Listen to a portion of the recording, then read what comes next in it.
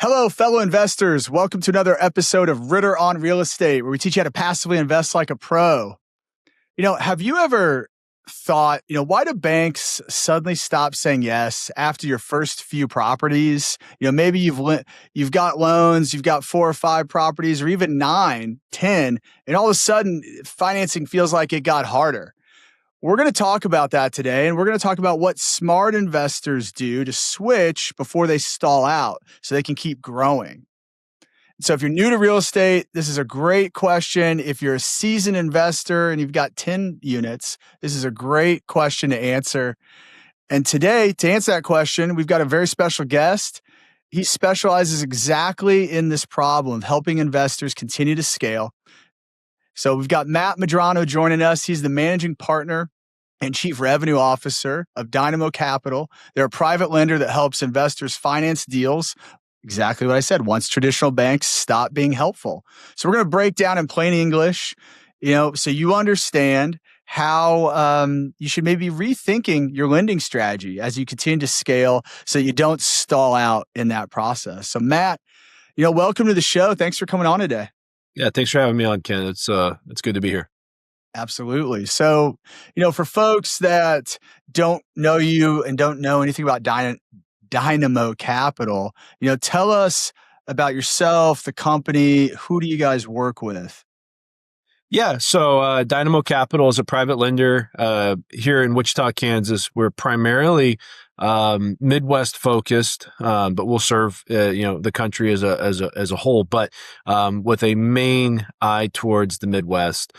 Too many times are the Midwesterners like ourselves. We'll extend that out to Indianapolis and Indiana for you, but too many times are the Midwest overlooked by, what we call coastal lenders, for lack of a better way to describe them, but otherwise big box or big Wall Street backed firms that are traditionally found in the business lending space. So the commercial lending space, the business lending space, it's very broad.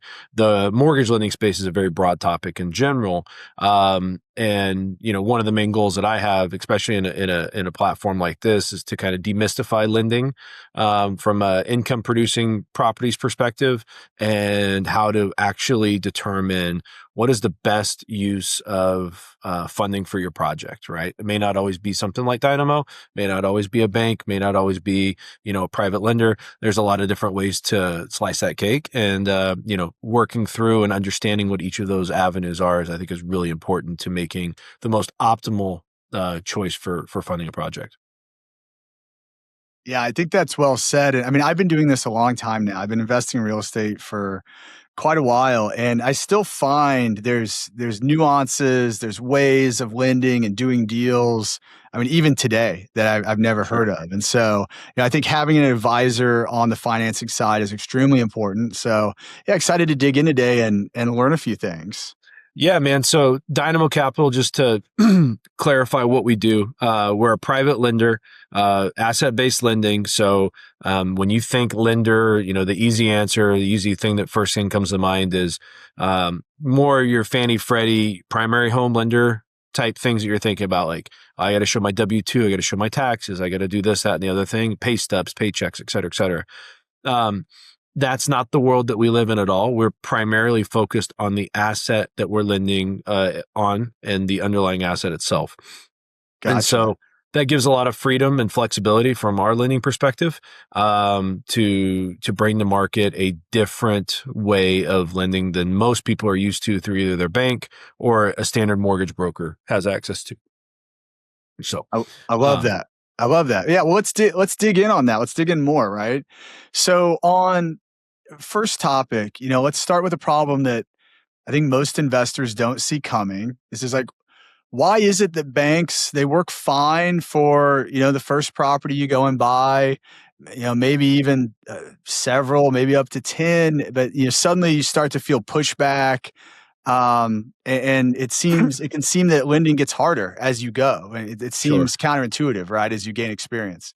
Yeah. Well, it's because the amount of debt that you're bringing on. So there's a couple of different avenues to address this off of. For my personal background, I was in the foundation and contracting space here and built a lot of network in Wichita, Kansas around real estate investors and real estate agents. So I got my feet wet in the investment space kind of as a contractor.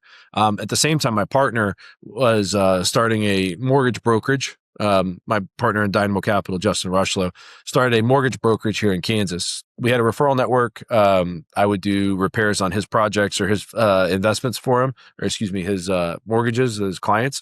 And I would send my clients to him to get refinances to pay for the projects that we were looking at. It was a really good relationship we had during kind of the COVID era. Rates were great for refinances, and there was a lot of equity to be used in these properties that were otherwise just stagnant.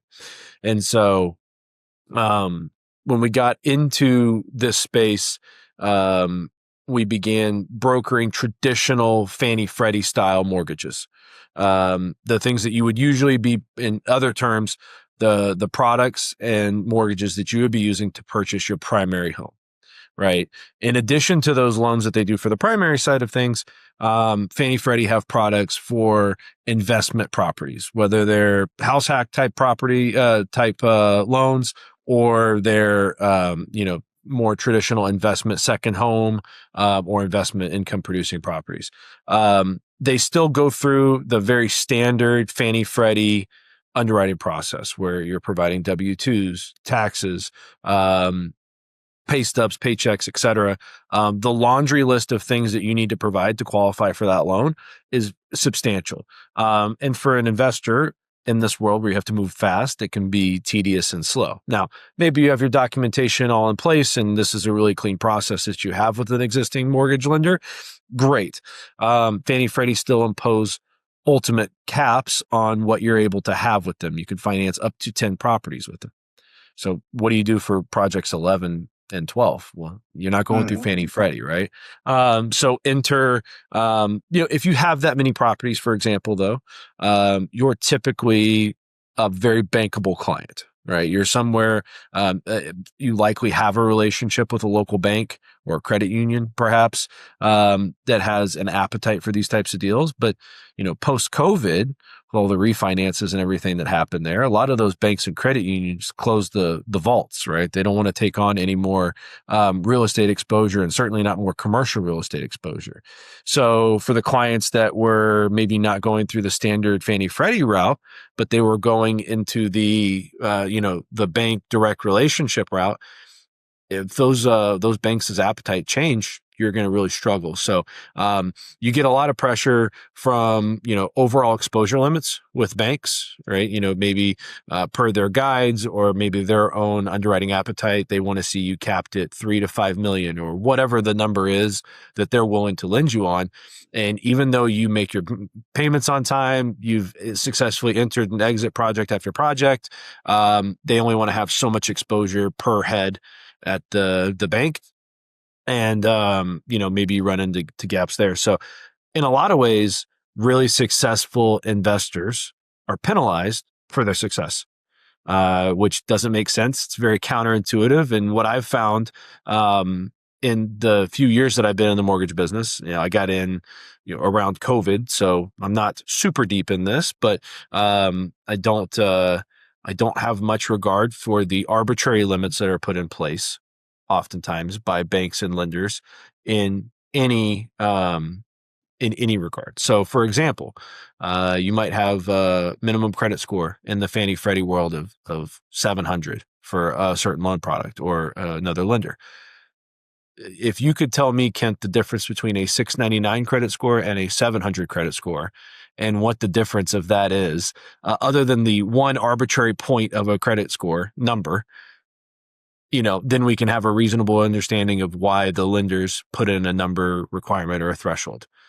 It seems very arbitrary and it's not very common sense. And that gives rise to private lenders like Dynamo Capital to step in and go, look, 701, 702, 699, that's all the same credit profile, right? And it might be 699 on the way up from 500, and you might be 702 on the way down from 8. What's the story there? There's a lot of nuance, and traditional outlets don't give much rise to nuance. And so that's where, a private lender really steps in and helps you understand, or helps to understand your actual situation and what the need for the lending is. Yeah. So it sounds like, if I break this down simply, right, there's your traditional banks who are really underwriting you as a person, Mm-hmm. right? Your income, your credit score as a person, and Mm-hmm. paying way less attention to the actual property that the loan is Sure. going on to, right? Is that correct? I mean, of course, there's some, there's appraisals and whatnot, but generally speaking, they're looking at the financial strength of the borrower as a whole Mhm. package. Yeah, I think that's a And fair. that's where you start to hit these limits of like, how much will a bank lend to any one individual, right? Sure. Or what is your like debt to income ratio, right? So how much Yeah. debt can you have based on how much you're bringing in? Sure. Not necessarily the property is bringing in, right? Sure. And so where you guys provide value is you're looking at it as really looking at the asset, right? And what the asset can produce. What kind of cash flow does the asset have, Right. right? Yeah, and that's the crux of, for example, the DSCR product, or debt Yeah, service perfect coverage segue. ratio. So DSCR is, for me, like a very common term because I'm around it all the time, but I find that a lot of investors aren't familiar with it or have maybe heard about it in some capacity, but not really the true form of it, or a lot of different interpretations of what DSCR means. So I'll spell it and then I'll define what DSCR means. So DSCR is simply debt service coverage ratio. And it really comes down to how well the property cash flows under a proposed mortgage and what that ratio comes out to being. So very easily put, I always think about it in a visual representation of the ratio itself. So I have a proposed mortgage payment, the PITI of that payment, so the principal, interest, taxes, and insurance cost on a monthly basis, and then I am going to cover that debt with the rent on a monthly basis. So the gross rent over that, the mortgage payment. If that's north of 1, bing, bing, bing, we're cash flowing, right? If it's not, we're not cash flowing. And there's certainly instances when you want the DSCR to be under, or you can deal with an under 1 DSCR. Few and far between, but there are situations. We financed a few of them because nuance matters, and there was a reason that we did that. But generally speaking, golden rule, you want to be between 115 and 125, so 15 or 25% cash flow on that property on a monthly basis is a good benchmark for what a strong DSCR is. It's increasingly harder to make DSCR ratios work. In other words, it's harder to find cash flow in properties nowadays with increasing interest rates, increasing insurance cost, rate compression in terms of rental rates in some markets. It's a tough balance to strike, and so some of the strategies that you face or that you try to employ are stretching out the amortization, right? Otherwise shrinking the monthly payment. One of the big calling cards for us is, we offer a 30-year fixed DSCR product. It's not completely original to us, right? We didn't come up with that. But, a lot of the banks and credit unions that are, at least in our neck of the woods, they're on 20, maybe 25-year amortizations. And so that's harder to make those properties cash flow. And so stretching it out has given some relief to our borrowers, especially during these elevated rates times, just to try to find some level of cash flow in there. So debt service coverage ratio, don't overthink it. It's really cash flow. You'll hear a ton of different names for it. Debt service loans, cash flow loans, investor loans. What it really means at the end of the day is how well can you cover the debt, the proposed debt, with the interest or the rent that's going to be coming in on the property. Yeah, and that's a good explanation. And so it's really the cash flow of the property becomes the core focus versus the income or credit worthiness of the actual person borrowing, right? Absolutely. It's still important, but not the core focus. Income's totally irrelevant in our world. From a DSCR perspective, income is totally irrelevant. There are still a lot of factors that the individual contributes to a loan, such as experience, Credit score does factor into the pricing of the rates that come in. It's a lot more of a matrix that you're fitting into, more traditional in that sense.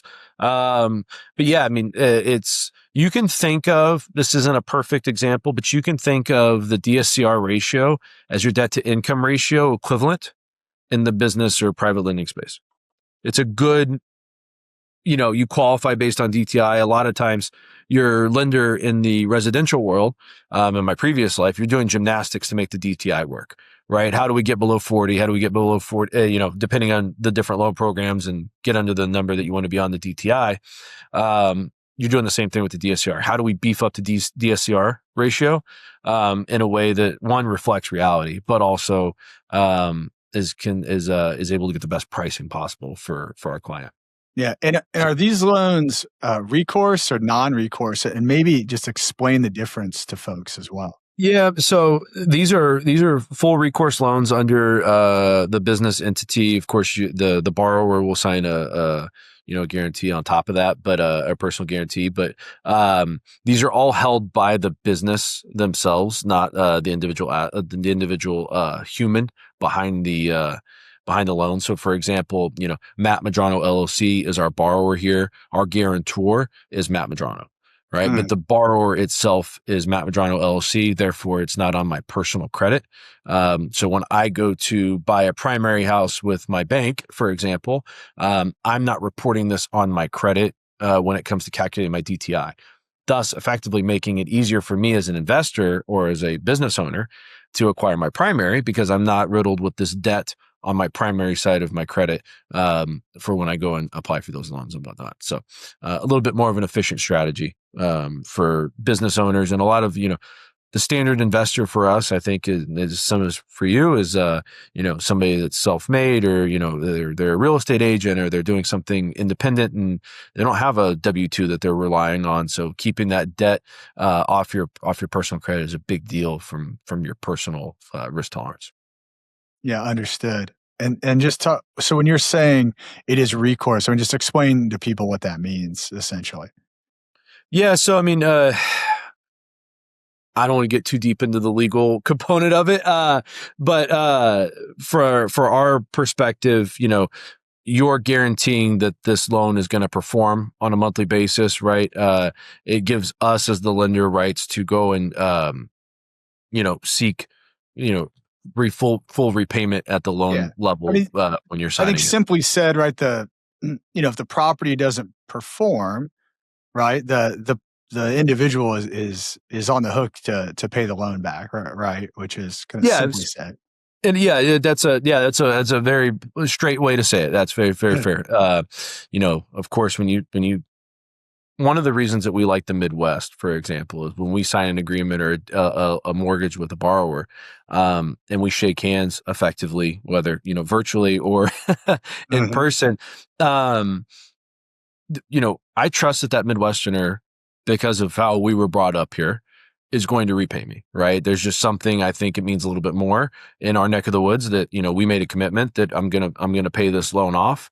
I'm going to make your monthly payments, and I'm going to pay it off at the end of it when it's all said and done. And so, that's been one of the hallmarks of Dynamo Capital. We have very, very low foreclosure rates or any of those lines. I think we've completed in over $150 million of lending. We've completed one actual foreclosure for a very specific case.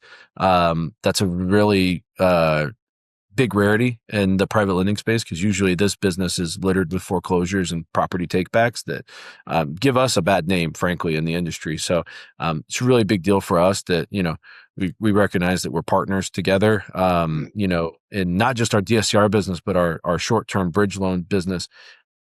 We work with borrowers for extensions, modifications, kind of meeting them where they're at in their, the deal itself, their overall life. I mean, things come up, life comes up. Maybe there's a divorce that happens, and hey, we've got to shift some things around, or let's pause the project, or, we have to deal with all those things on a daily basis here as the lender.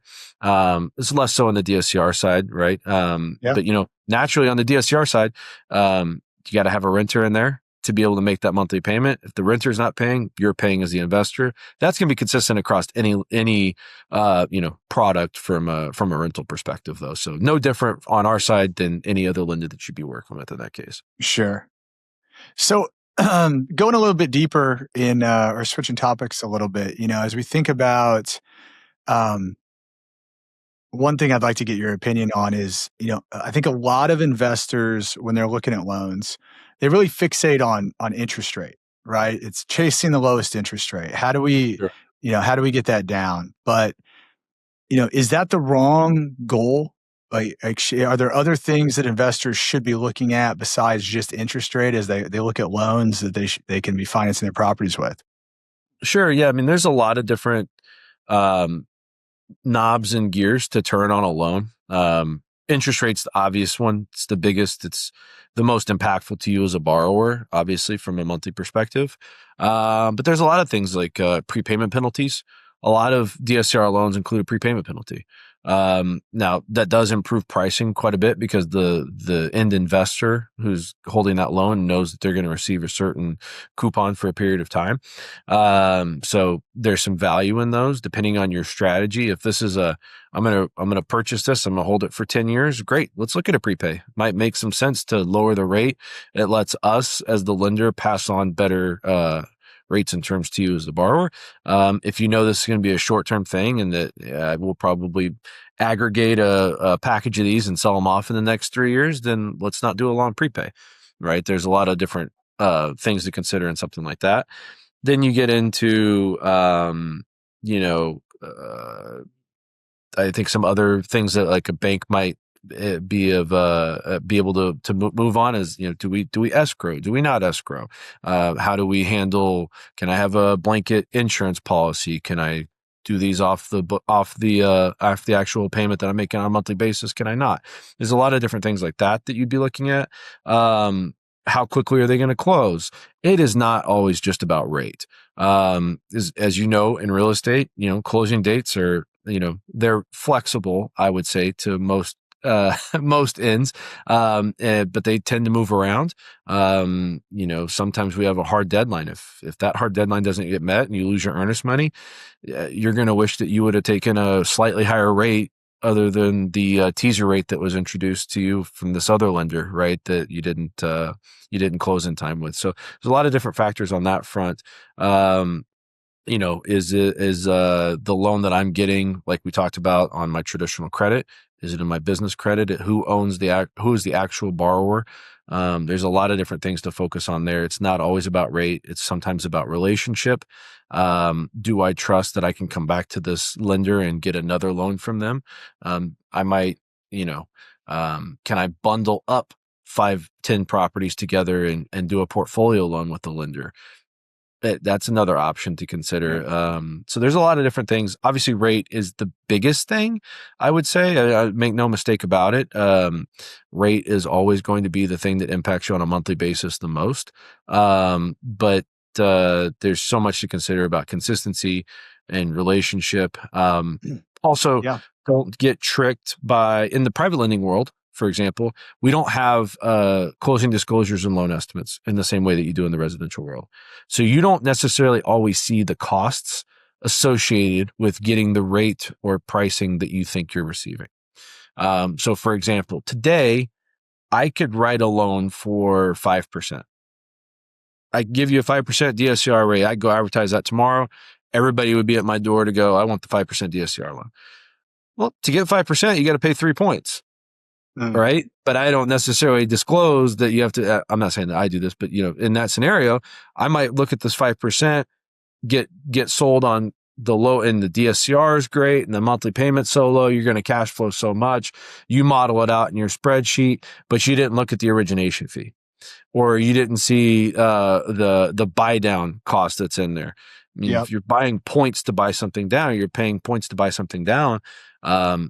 That cost is gone. You don't get that back, right? And you have to be in that loan for so long to be able to recoup that cost compared to the monthly savings that you are otherwise would have already been losing if you had the higher rate. So there's a lot to consider. The transparency is not always there, especially in this world compared to the the primary lending world. And so it's really important that you have a lender that you trust, that's transparent with you, and that you fully understand what you're getting into. Yeah, I think that's great. I mean, I love that you brought up because I mean, those are important points, right? I mean, one, the ability to close by a certain time, because I mean, often there are, pretty hard deadlines. I mean, Yeah, sure. sometimes you miss it and you can't ever get back under contract, or you're losing your earnest money, right? In that case, the money you have down. But you also brought up, are there like how much does it cost to get into the loan, to get out of the loan? Like, are you paying a big chunk up front at the Yeah. end? You know, I think because I agree that can often be overlooked, and that really changes the economics of everything. And so it's not just about the interest rate. There's the terms, the fees involved, and everything that kind of brings it all together. And then, I've definitely experienced it in my career that once you get a good relationship with a lender, there's a lot to be said about that because it can really smooth the process out. And you can get things done. You can get things done quickly. And even if it's not always the exact lowest rate, if it's good enough, it makes the deal work. There's a lot to be said about just that ease of process, surety to close, familiarity, Right. and knowing that especially if it's a lender that's going to work with you, as things change, especially in some of the deals that we do, they're very complex. They're large. We're building large multifamily projects and things change from time to time. And so that flexibility, I think, is important as well. So a lot of good points you brought up around, what's important in a loan besides just an interest rate. Yeah, absolutely. I think the thing that people don't really understand is all of the things that go into pricing an interest rate. Because there's there's the rate to the borrower, let's call it 7 or 7.5%. Well, there's a price to that loan or to that rate. And for example, I might be able to deliver 7% to a borrower under the pretext of a 720 credit score. But whenever we're bundling up that loan for trade into the secondary market, I am committing a 720 borrower for that loan. If we pull credit and it's actually 699, then the pricing on that loan looks different, right? Now, we still try at Dynamo to stick as closely to the original rate and quote that we gave within some margin. And so we build in a little bit of ability to eat that and just take it on our side of the books. But ultimately, if the loan is materially different than when we originally talked to the original borrower or to the borrower originally, and then what we actually underwrite, then we have to close that gap somehow. So there are certainly costs behind the veil of what the interest rate is. And there's a ton of moving parts. DSCR is really a formula from the lender's perspective of like costing out that loan. And it's an art to it for sure. Gotcha.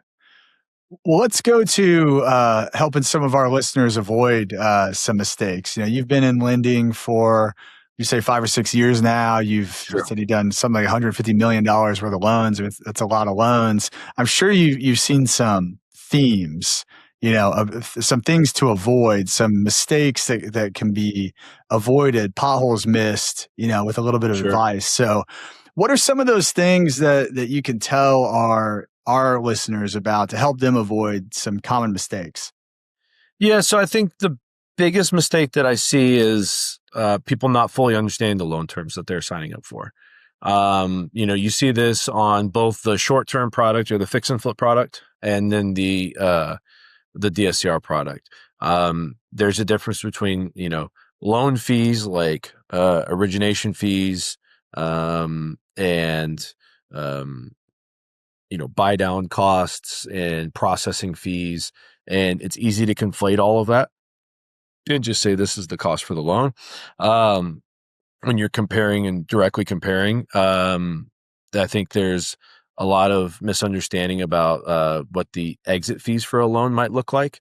For example, we don't charge an exit fee in our DSCR product or the RTL product. So you might think that, for example, for a short-term bridge, these guys are charging me 1 point to do my loan at 12% annualized interest rate. And that's what you're excited about. right? Because on day one, you've only got to bring a point to the deal.